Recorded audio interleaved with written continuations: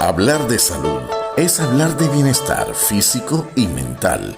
Para esto, conéctate con Salud es Vida, para que estés al día con los mejores especialistas del saber, para que tú te sientas bien.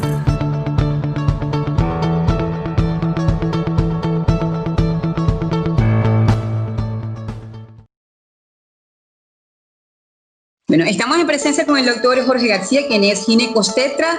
Hoy vamos a hablar de una situación bastante común. Doctor, muchísimas gracias por aceptar nuevamente la invitación. Para mí es un honor porque la manera como se expresa, la manera como siente esa profesión, sencillamente genera de una vez la sanación, porque yo creo que hay que tener vocación, que hacerlo con el alma, ¿no? Y más en estos momentos donde es un drama a nivel mundial, pero en Venezuela más que todo se está dando, y en Maracaibo, que es donde usted está, se está dando de una manera bastante dramática, sobre todo con el gremio médico. Y hago un llamado a responsabilidad, primero a tener un poquito más de conciencia, toda la población, primero por el sistema protectivo y también los médicos, porque sin ustedes la población está totalmente desprovista. Yo pienso que ustedes, antes de ser médicos, son humanos, son papás, son tíos, son abuelos, y yo creo que hay que tener un poquito de conciencia con todos esos familiares. Y yo estoy solidariamente con ustedes, apoyándolos, y de verdad que me uno también a ese duelo, porque yo sé que muchos de sus compañeros y colegas ya no están aquí y que hicieron su labor, pero sencillamente no están por este virus. Y yo quiero expresamente decirles que estoy con ustedes, estoy con ese duelo, estoy con ese dolor, porque como lo decía, son seres humanos. Ustedes tienen una bata, pero son seres humanos primeramente. Y bueno, y yo quiero más bien aprovechar ahorita para generar más conciencia con ustedes, con sus colegas, para que aprendamos, porque esos colegas que se han ido como héroes, yo creo que han sido maestros de todos ustedes, para entonces tomar medidas más severas, más así, eso independientemente de cómo esté llevándolo el mundo, el país. No, yo creo que aquí la conciencia es de cada uno de nosotros. A nivel mundial, cada uno de nosotros tenemos que ser conscientes de qué se trata este virus. Ya hay mucha información, se sabe que está mutando, pero hay que cuidarnos uno se tiene que cuidar primeramente para cuidar a los demás. Vamos a comenzar entonces con este tema, que es una afección bastante común, como es el prolapso genital. Y yo creo que como uno de los objetivos del programa de este canal, que es la salud preventiva, porque quizás muchas mamás, muchas personas, muchas mujeres tienen ese tipo de problemas, y quizás, bueno, se sienten, cuando hay prolapso es igual a personas de avanzada edad, y no es así. Así que adelante, doctor, vamos a explicar más o menos con palabras más entendibles para llegar a toda esa población, y para que explique qué pasa fisiológicamente dentro de la mujer cuando existe este prolapso genital. Gracias, María Ángel. Comparto tu idea de la protección contra este temible mal que nos aqueja. De luto mi corazón por la cantidad de muertos médicos, amigos, compañeros de estudio. Así que a cuidarnos, ya hablaremos de eso. Sí, mira, hablando de prolapso genital, evidentemente esta es una patología que afecta a gran parte de la población femenina. En el año 2010, haciendo una estadística mundial, estamos hablando de 316 millones de mujeres en el mundo que padecían de prolapso genital, y esto representa como un 9.3% de la población general. Entonces, te puedes imaginar lo grave de este problema, un problema que no solamente tiene la mujer anciana, la mujer menopáusica, ahora se está viendo cada vez en personas más jóvenes. Por lo tanto, el prolapso en sí y sus complicaciones, como es una de ellas, la incontinencia urinaria, son problemas que afectan no solamente morfológica y físicamente a la mujer, sino psicológicamente. Porque imagínate que la inutiliza de tal manera que la obliga a estar en su casa, porque la paciente se vive orinando, ¿verdad? Y aquello de que en la televisión algunas veces nos venden que se utilizan unos protectores, y mira qué felices con los protectores. Eso es la televisión, eso es la venta, pero eso no es la realidad. Entonces sí, tenemos que hacer hincapié en que esta mujer nos consulte, que no sienta vergüenza, que consulte para sanarla tanto psicológicamente como físicamente. Ahora, a nivel orgánico, ¿qué pasa? ¿Qué pasa cuando hay prolapso? ¿Qué sucede en la parte de... Ok, la pelvis materna el útero es un órgano central que está colocado entre la vejiga que está por delante, la vejiga urinaria, y el recto sigmoides que está por detrás. Entonces, ¿qué es lo que pasa? Debido a una serie de causas que ya vamos a hablar de ellas, el útero desciende a través de la vagina. ¿Qué es lo que pasa? Que el útero debe estar en el fondo vaginal, ahí arriba de la vagina, ¿verdad? Allí se mantiene por una zona musculoponeurósica muy potente que sella el abdomen por la parte baja de la pelvis, que es lo que llaman el piso de la pelvis, que se llama periné. Ese periné, por muchas razones, se relaja, pierde su fortaleza y el útero comienza a descender por la vagina. Pero no solamente desciende él, sino con esa relación tan íntima que tiene en la vejiga por delante, arrastra y se lleva la vejiga, y por detrás arrastra y se lleva el recto. Total, que el descenso del útero, que se le dice histerocele, arrastra por delante la vejiga. Entonces se llama cistocele, cele de descenso, y por detrás arrastra el recto y se llama rectocele. Entonces, esto implica una serie de sintomatologías dependiendo de si desciende solamente el útero con la vejiga o el útero con la vejiga y el recto. Se mira el grave problema que se enfrenta. O sea que no necesariamente tiene que darse los dos, sino que puede darse uno u otro o en casos crónicos los dos. Puede darse cualquier situación. Lo más frecuente es que descienda el útero con la vejiga y el recto en diferentes grados. Ya vamos a hablar de eso. Okay. Pero también puede ser que descienda más la vejiga y dé mucho más sintomatología más la vejiga que el útero y que el recto. O descienda más el recto y da más sintomatología que el útero y la vejiga. Pero generalmente en la mayoría de los casos afecta bastante la vejiga con pérdida de orina. Primero que comienza el esfuerzo y después involuntaria completamente. Ok, eso es lo que quería llegar. ¿Cuáles serían entonces los síntomas? ¿Por qué? Porque a manera jocosa están en un grupo de amigos, hay un chiste y se ríen. Y sí. Entonces de manera inconsciente o dice, o por desconocimiento, ay, me oriné Ajá. Por tanta risa, me hiciste orinar, y lo tienen como una jocosidad. Entonces, exactamente. Entonces, ¿cómo son los síntomas, doctor? Diga cuáles son los síntomas y no tomarlo tan jocoso, sino más bien vamos entonces a vernos qué pasa. Sí, fíjate que has dicho una gran realidad, pero esa quizás es una de las complicaciones un poquito más avanzadas, porque no vamos a hacer esto tan complejo porque queremos que llegue a la mayoría de la población con palabras sencillas, pero el útero tiene varios grados de descenso sobre la vejiga, sobre la vagina, y esto conlleva a la aparición de la sintomatología. Muchas pacientes ni siquiera se dan cuenta, pero al interrogatorio, porque van a una consulta ginecológica, una toma de citología o de control, uno observa que hay un prolapso y pregunta y le dice, señora, ¿usted no ha tenido una sensación de peso en sus genitales? Sí, doctor, a mí me pesa algo ahí abajo. Es más, doctor, mire, yo vengo porque yo me toco ahí como un huevito, doctor. El huevito es el cuello del útero que ya ha descendido y está saliendo por la vagina, por el introito vaginal. Ese es el huevito que siente y esa es la presión que siente porque ha descendido el útero y entonces siente una sensación de peso. Quizás es lo primero que aparece y que ninguna paciente quizás tome conciencia de que lo está pasando. Y lo otro, cuando aparecen las complicaciones, porque ya la vejiga está bastante descendida, entonces que la paciente o se rió o tosió,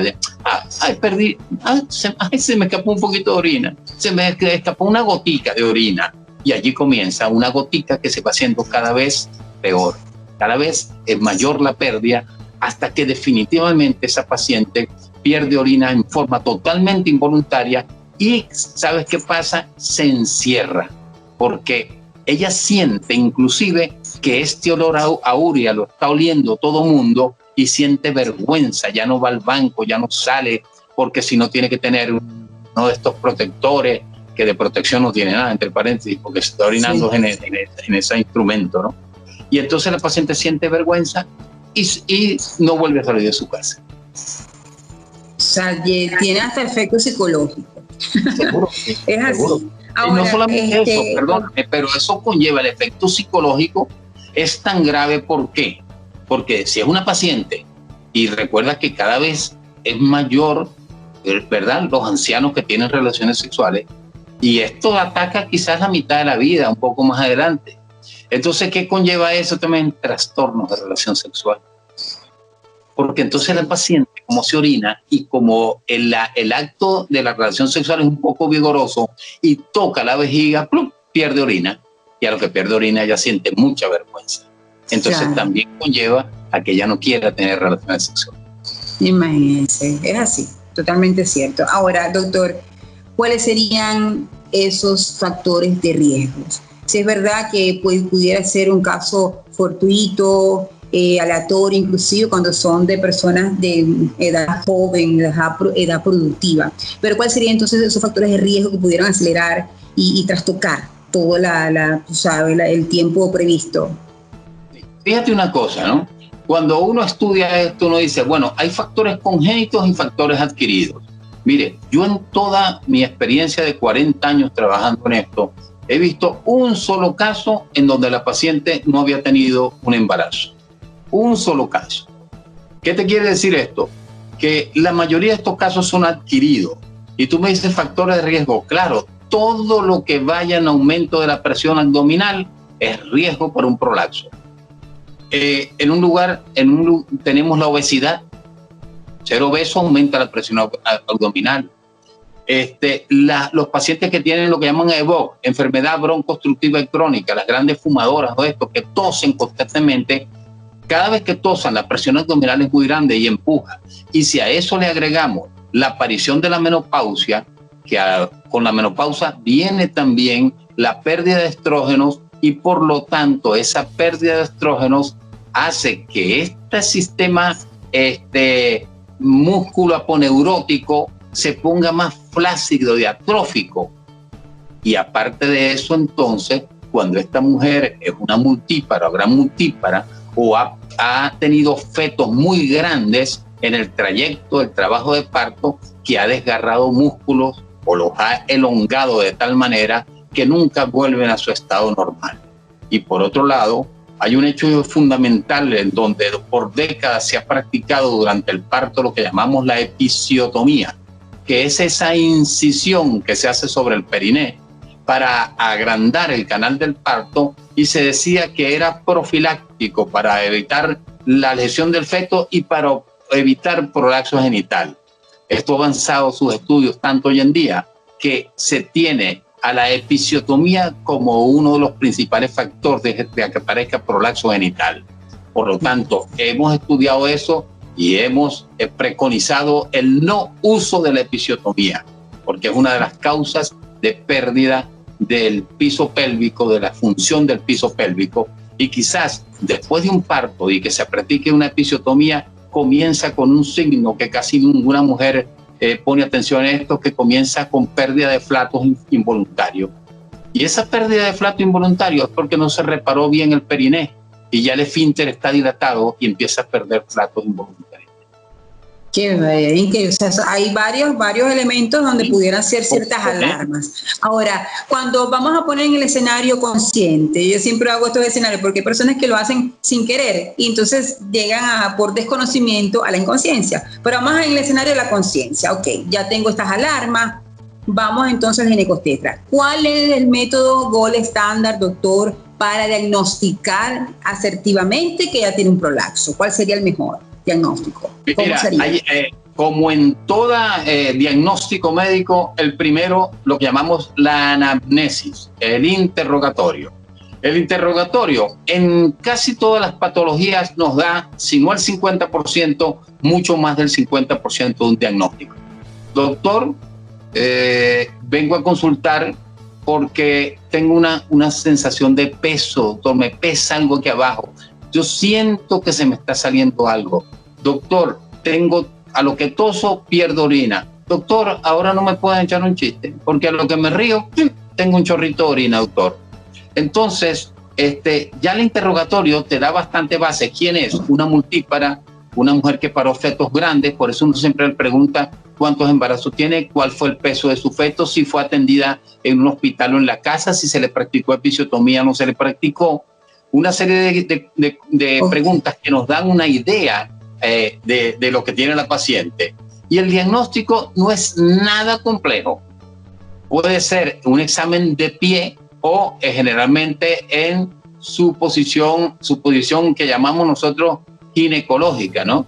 Y en la cual entonces uno con algunos exámenes muy sencillos, como por ejemplo, una vez que la paciente esté acostada, uno le dice que tosa o pude y enseguida ve la escape de orina. O si no hay escape de orina, porque todas no cursan con incontinencia urinaria, uno coloca este instrumento que se llama espéculo a través de la vagina, lo lleva hasta el fondo y al llevarlo hasta el fondo asciende el útero.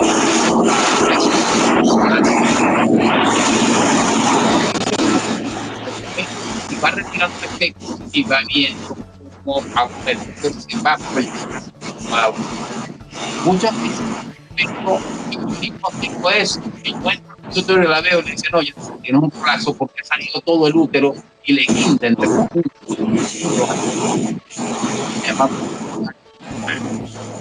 No hay un examen realmente complejo para eso. Quizás en algunos casos, cuando aparece la incontinencia urinaria, necesitamos algunos exámenes de urodinamia, ¿verdad? Y que llaman una uretrocistografía para saber el grado de descenso de la uretra y la corrección quirúrgica que uno tiene que hacer. Pero el diagnóstico es clínico completamente. Ok, ahora, cuando ya entonces certifican de que hay un prolapso, el mejor tratamiento, ¿son invasivos, no son invasivos? Porque hay ese temor también. Sí, indiscutiblemente el prolapso no se cura con nada. Una vez que flejó el piso pélvico y se descendió el útero y vejiga y recto, no hay manera de solucionarlo si no es con una actividad quirúrgica. Ahora, hay varias modalidades para esto. Puede ser desde el uso de la laparoscopia, se puede hacer por laparoscopia, ¿verdad? Se puede hacer también a través de la vía vaginal. Entonces, hacemos lo que llamamos una histerectomía vaginal, o sea, sacamos el útero, ¿verdad? Y después hacemos una uretrocitopexia, o sea, abrimos por vía vaginal, visualizamos la vejiga, la despegamos, la ascendemos hasta detrás del pubis y allí la sostenemos con ciertos ligamentos y después nos vamos al recto también, abrimos, nos llevamos al recto atrás y con otros puntos de ligamento de la misma pelvis suturamos y mantenemos la vejiga arriba y aquí el recto en su posición. Es increíble cómo estas pacientes se restituyen a su vida normal. Ahora bien, hay otros procedimientos mundialmente reconocidos. Algunos han caído en desuso por alguna serie de complicaciones. Es lo que llamamos la cirugía mínima invasiva. El uso de cinchas para la incontinencia urinaria y de mallas, ¿verdad? Que bien colocadas, no se necesita retirar los órganos y asciende los órganos hasta su posición normal. Estas mallas han tenido un problema que se llama erosión, en donde se erosiona exactamente la mucosa vaginal y se exterioriza la malla y no hay manera de retirarla. Por lo tanto, ha caído un poco en desuso el uso de la malla y sigue siendo la histerectomía vaginal y la cura del prolapso el procedimiento adecuado para solventar este problema. Pero bien, nos enfrentamos también a otro hecho. No toda paciente, y sobre todo anciana, puede ser quirúrgica. En muchos casos que no se puede operar por hipertensión, por diabetes complicada, por algunas patologías en ancianas, muy ancianas, pero con prolapso y que pueden tener una sobrevida importante y esto les amarga su existencia, hay unos instrumentos que se llaman pesarios. Estos pesarios se introducen a través de la vagina y ellos se reconstituyen dentro y se van hacia los lados de la pelvis manteniendo estos órganos en su sitio. Claro, tienen complicaciones de ulceraciones, hay que estarlos cambiando, hay que hacer controles, pero es la alternativa para algunas pacientes que no pueden ser resueltas quirúrgicamente. Ahora, doctor, si una mujer ahorita lo va a escuchar o lo está escuchando y está embarazada y tiene todos esos problemas con el embarazo, ¿qué se hace en ese momento?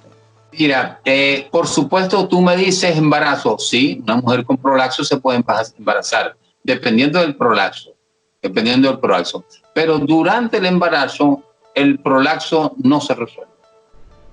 No hay cirugía, no es recomendable. Es el momento menos oportuno para poder hacer una corrección, o mejor dicho, no se debe hacer una corrección de prolapso durante el embarazo, porque va a la pérdida, totalmente a la pérdida de ese procedimiento quirúrgico. No tiene sentido.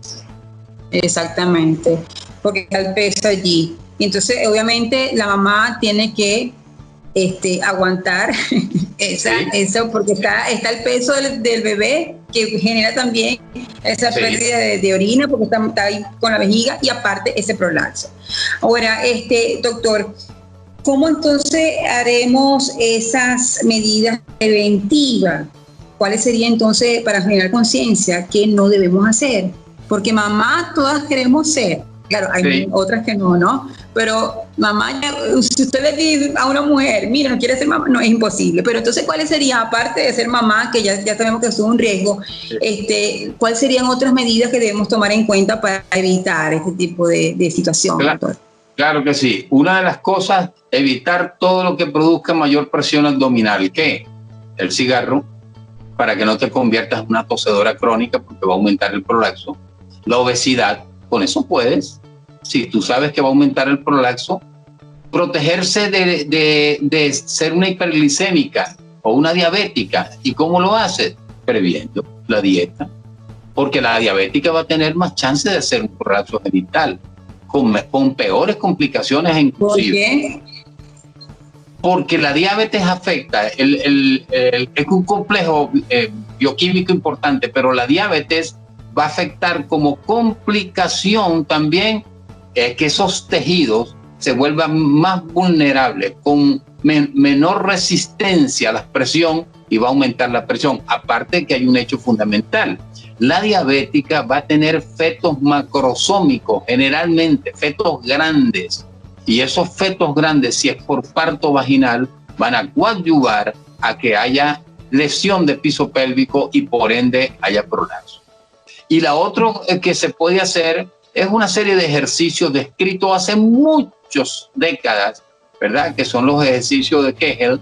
Esos son unos ejercicios en los cuales son sencillos de hacer, porque es a voluntad de la paciente, en la cual nosotros le enseñamos cómo contener las ganas de orinar en segundos y después orinar y después contenerlo en varios segundos y varias veces al día. Con eso, ¿qué estamos tratando de hacer? Tonificar y relajar la musculatura del periné, para que así tenga más continencia, para que se hagan más fuertes los músculos del periné. Y se deben hacer también en todas las pacientes aquellas que han parido por vía vaginal, para ver si se reconstituyó. Otra cosa es convencer, después de décadas, a los que fueron nuestros maestros y a los que son y siguen siendo nuestros alumnos, a que no se practique hoy en día la episiotomía, porque es la primera causa de prolapso genital. Excelente. Fíjese que es importante sobre la diabetes, ¿no? Que inclusive de eso tocaremos en otra entrevista, esa diabetes gestacional, que es muy importante tomarla y generar también esa información, porque por desconocimiento, obviamente, mamás primerizas, hay mucha ilusión, hay mucha felicidad, pero quizás en esa felicidad se toman medidas que no se deben tomar, y por supuesto hay consecuencias graves como la diabetes gestacional. Pero vamos a culminar con esto, doctor. Me parece que esas medidas preventivas son muy importantes. Eso de la diabetes es sumamente, yo creo que muchas no se imaginaban que eso tenía mucho que ver. Ahora, ya dijimos que hay otros factores por parte del paciente que serían contraindicaciones, como una contraindicación a la hora de este tipo de tratamiento. Yo quiero que usted certifique si hay contraindicaciones donde elimina completamente a la mujer de ejecutarse alguno de estos tipos de tratamiento, doctor, para que le dé entonces esperanza? Quizás hay personas que tienen esos elementos en contra, como es, por ejemplo, problemas isquémicos, problemas de, bueno, que para una operación un poquito riesgoso, la edad, etcétera, etcétera. Hay otras contraindicaciones donde ya no puede hacerse ningún tipo de tratamiento, o le damos esperanza. Definitivamente, ¿no? Fíjate una cosa, yo me he enfrentado en mi vida pocas pacientes en que uno diga no la puedo operar. Te resultará increíble cómo uno opera pacientes de 80, 85, 90 años, llega a operar pacientes que han tenido prolapso. Pero indiscutiblemente, por ejemplo, la afectación cardíaca sobre todo, ¿verdad? Una paciente que ya tiene lesionado su corazón, infarto, una isquemia demostrada, ¿verdad? Va a ser imposible que uno lo opere.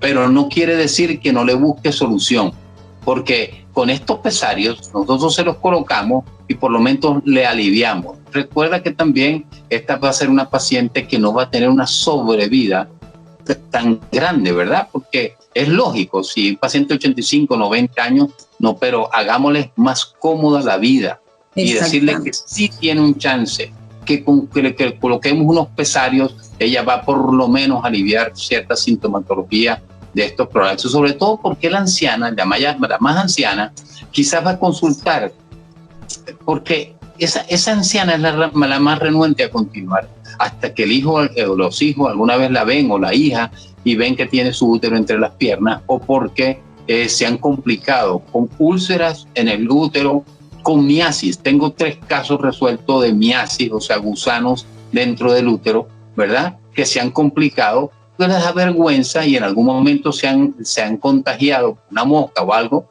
y he tenido 3 casos que he operado con miasis, o sea, cavernas de gusanos dentro del útero. Entonces, cuando ya sí existe una afección cardíaca, oye, no operamos, sopesamos el riesgo contra el beneficio. Exactamente. Ahora, cuando este procedimiento, doctor, no se haría con anestesia general, sería algo local, sería algo ambulatorio. ¿Cómo sería el procedimiento? No, la cirugía en sí, casi toda es con anestesia. Nosotros siempre preferí una anestesia peridural, ¿verdad? O raquidia, o sea, con efectos locales, ¿no? Anestesia de la región umbilical hacia abajo, ¿verdad? Y con esa anestesia suficiente, la paciente es sedada un poco para que no vaya a haber pujo, porque si la paciente está consciente, de pronto va a pujar. Entonces el anestesiólogo la seda un poco, tal. Muy pocas veces recurrimos a una anestesia general para resolver una histerectomía vaginal con cura de prolapso. Preferimos la anestesia local, que en este caso es la raquidia o la peridural. Aparte de, vamos a colocarnos en el escenario de las personas, las mujeres que están en el proceso de inconsciencia. Aparte de las cuencas de gusanos, que sería es grave, porque bueno, si eso avanza me imagino cómo será todo un organismo, pero esa persona que todavía sigue con mente cerrada y se resiste, o sea, dice, bueno, yo prefiero mantenerme con pañales, por ejemplo, que ya esas toallas no persiste por la cantidad de orina, entonces ya llegan al nivel de pañales. Ese uso de pañales por largos periodos, ¿qué consecuencias tendría, doctor? Mira, nosotros hemos visto, una de las cosas más frecuentes es las lesiones ulcerosas a nivel del cuello uterino. Nosotros he visto grandes úlceras en el cuello uterino por este uso prolongado de toallas, ¿entiendes? Y por supuesto, si hay una ulceración donde se pierde el epitelio normal, ¿verdad? Entonces es más proclive a que suceda infección también. Entonces sí, eso está como la mujer hoy en día que dice algo con respecto a un producto que se vende por allí, ¿no? Que dicen, no, yo utilizo, doctor, protectores. ¿Y protectores por qué? Te va a inflamar la región perineal, la región vulvar. Y nosotros cada rato vemos grandes lesiones, infecciones vaginales. ¿Por qué? Por el uso de una cosa que llaman protector, que de protector no tiene nada. Pero no quisiera que vayamos a terminar esto sin decir algo muy importante.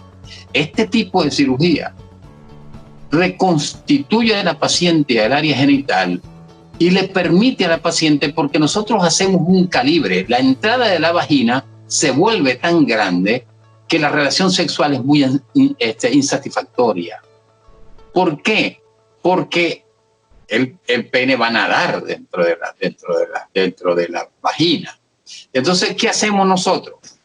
Se vuelve tan grande el orificio que nosotros, el orificio vaginal, el introito vaginal, que nosotros cuando sacamos el útero, corregimos la vejiga, corregimos el resto, hacemos una plastia vaginal, ¿verdad? Y después la adaptamos, calculamos, hay sus maneras de calcular el grosor de un pene para que entonces se reconstituya a su vida sexual satisfactoria. Y quizás es, valga la redundancia, una de las principales satisfacciones que tiene la paciente es que ya no tiene el útero bajo, ya no se orina, ya puede evacuar mejor, pero ya puede volver a tener una vida de relación sexual satisfactoria. Y recuerda que eso es fundamental para una pareja. Claro, es así. Doctor, ¿el estreñimiento? Sí, por supuesto que sí.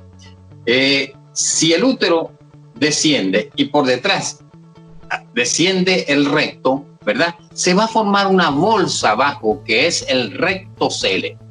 Esa bolsa, por supuesto, si uno tiene el ano aquí debajo del útero, ¿verdad? En el periné, debajo de la entrada de la vagina está el ano. Y esa es la evacuación normal. Cuando se hace una bolsa abajo, esa bolsa se llena de heces. Y por supuesto hay constipación. Fíjate que llegan pacientes que se acostumbran a que ellas saben que con meter la mano dentro de la vagina, subir la bolsa y presionar, van a salir las heces. ¿Me entiendes? Porque por supuesto hace una bolsa abajo y esa bolsa se llena de heces y no las va a poder evacuar porque está más abajo del ano. Entonces la paciente mete su mano, presiona y a lo que presiona sobre la vagina salen las heces. ¡Qué barbaridad! Y otra cosa, algunas pacientes refieren algo que poco está descrito, pero que uno dice, no, yo esto no lo he leído, no, pero sí se presenta porque uno es el que ve a la paciente, que es dolor en miembros inferiores. Muchas pacientes con prolaxos marcados le dicen, doctor, a mí me duelen los miembros inferiores. Y hay dolor de miembros inferiores. O sea, que alarmas, hay varias, hay alarmas que no se pueden uno hacer el loco o la loca, perdón, no se pueden hacer la loca, no hay excusas como para pasar desapercibida, ¿no? Fíjate, y fíjate otra cosa importante, ¿no?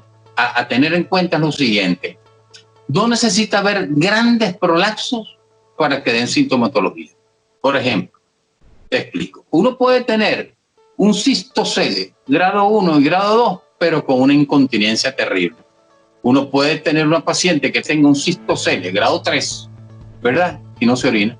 Señores, ¿y uno pierde orina? No, yo no pierdo orina, ¿verdad? ¿Me entiende? Entonces, no necesariamente el grado del prolaxo está asociado directamente a la sintomatología. Muchas pacientes tienen su grande prolaxo y se les sale todo el útero y le quita entre las piernas y tal. Y lo que pasa es que muchas de esas pacientes que se les sale toda la vejiga, porque la vejiga les guinda entre las piernas igual que el útero. Y eso lo vemos mucho. ¿Y qué es lo que pasa? Que la vejiga se llena, pero ya no puede expulsar esa orina. Entonces se orina por rebosamiento, que llamamos. ¿Cuándo orina? Cuando se le llena tanto su vejiga que ya llegó al nivel de la uretra para salir y orina por rebosamiento. Pero le queda. ¿Y qué pasa con eso? Que todo lo que retenga orina va a causar infección urinaria. Entonces son pacientes que cursan con infecciones urinarias a repetición. Ok, sí, es increíble. Ahora, cuando ustedes hacen la citología, ese tipo de estudios que uno se debe hacer anualmente, por allí también pudieran, a ver, cuando hay existe prolaxo silencioso, que no hay sintomatología, pudieran de una vez ustedes ver. Por supuesto, es exactamente allí cuando uno, por lo menos, la paciente va a una consulta. Doctor, mi consulta, control anual normal. Entonces, uno evalúa a la paciente no hace referencia de nada a uno, sino que viene a su control normal. cuando uno está examinando a la paciente, ya ve cierto grado de prolapso y uno empieza a afinar el interrogatorio. Señora, ¿usted no pierde orina? Cuando tose, bueno, doctor, cuando me río, sí, pero unas goticas, doctor, que te está comenzando un prolapso, ¿verdad? O simplemente uno aprecia inmediatamente que coloca el espéculo y ya uno con la experiencia que tiene y sabiendo de esta patología y teniéndola en mente, le dice, señora, puje un poquito, puje, y va retirando el espéculo y se viene el útero a través de la vagina, ¿entiende? O le ve cierta caída del recto ya, ¿verdad? La bolsa esta que digo que se forma, ¿verdad? Y uno toca y ve empastamiento de heces ahí, uno sabe que tiene un prolapso. Entonces lo que hace es catalogar el prolapso, muchas veces no alarmar, unas veces uno le dice al paciente, señora, usted tiene un prolapso, en estos momentos no le está causando una sintomatología importante, pero tenga presente estarse en control, porque va a llegar un momento en que esta resolución va a tener que ser quirúrgica. Entonces uno advierte al paciente que tiene un prolapso y la paciente téngalo por seguro que va a regresar. Seguro. A los meses, al año, el tiempo indeterminado, pero esa paciente va a regresar y con mucha posibilidad va a terminar en una cirugía de este tipo reconstructiva. Cuando llegamos a un momento de escala 1, doctor, de ya en el comienzo, ¿sería ideal de una vez proceder o ustedes pudieran decir, bueno, vamos a esperar a que eso se sintomatice más? ¿Cuál sería lo mejor? No, yo pienso, esa es una pregunta que siempre hace el paciente, ¿no? La cirugía, toda cirugía, uno tiene que hacer la cirugía cuando realmente el paciente lo necesita. Eso es una premisa que debe cumplirse cuando el paciente lo necesite. Porque, te repito, muchas pacientes tienen cierto grado de prolapso, grado 1, grado 2, grado 3 y no tienen sintomatología. ¿Y para qué la va a operar? Si ella no tiene sintomatología, si está viviendo una vida plácida de esa manera y sopesar esos riesgos contra beneficios. Entonces, no siempre porque tengas un prolapso hay que operarlo. Va a depender. Eso está como, en algún momento hablaremos, miomatosis uterina. No toda miomatosis se opera, no todo prolapso se tiene que operar. Va a depender del grado. Mire, lo que sí es seguro, que la paciente se orina y esa paciente se va a operar. Porque la paciente es una sintomatología que no va a tolerar, con toda seguridad. Es muy desagradable. ¿Y la edad, doctor, según sus estadísticas, cuáles han sido? La mayoría de los pacientes son ancianos, pero ancianas. Pero mire, cada vez vemos a una paciente en la cuarta y sexta década de la vida. Es cuando más vemos pacientes.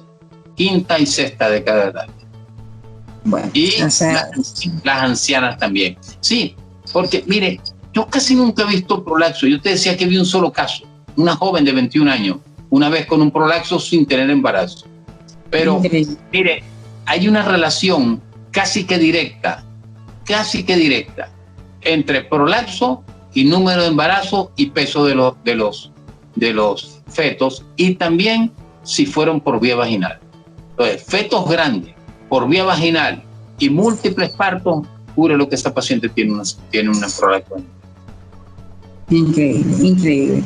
Excelente, doctor, excelente como siempre, muy didáctico y yo creo que muy elocuente con lo que dice. Yo creo que sí se logró el cometido, sobre todo estar nosotras, me incluyo por supuesto, alerta y atenta a toda esa sintomatología que ya muy bien lo explicó, y no podemos entonces estar tomando esto de manera tan desapercibida. Yo pienso que el control quizás anual hay que hacerlo per se, y por supuesto si tenemos esta sintomatología más rápido hay que ir, pero en este momento hago el llamado, hay que ir primero telemáticamente, que lo telemático tiene que trabajar hasta los momentos, doctor, hasta los momentos. Sí, en todas las especializaciones, doctor, ahorita se está llevando a cabo la telemática en todas las especializaciones a nivel mundial, y yo pienso que, bueno, es primero por protección de ustedes los médicos y por supuesto de sus pacientes. Doctor, muchísimas gracias. Yo quiero que recuerde, como siempre, dónde podemos encontrarlos. Sabemos que están en casa, están resguardados, pero sin embargo, me gustaría que dijese en sus redes sociales, en fin. Sí, estoy en las redes sociales y estoy en Instagram, MédicoGi52, y estoy en Facebook también como Jorge García. Me encuentro trabajando las emergencias por los momentos en la Policlínica Maracaibo, en la ciudad de Maracaibo, en el estado Zulia, Venezuela, y también atiendo consultas online. Créeme que ni siquiera para mí es un costo, porque yo simplemente, el que me consulta, le respondo sobre cualquier patología y cualquier situación que tenga, y lo indico qué debe hacer y a quién debe consultar en caso de que no esté en mis manos resolver alguna situación. Excelente, doctor, lo felicito.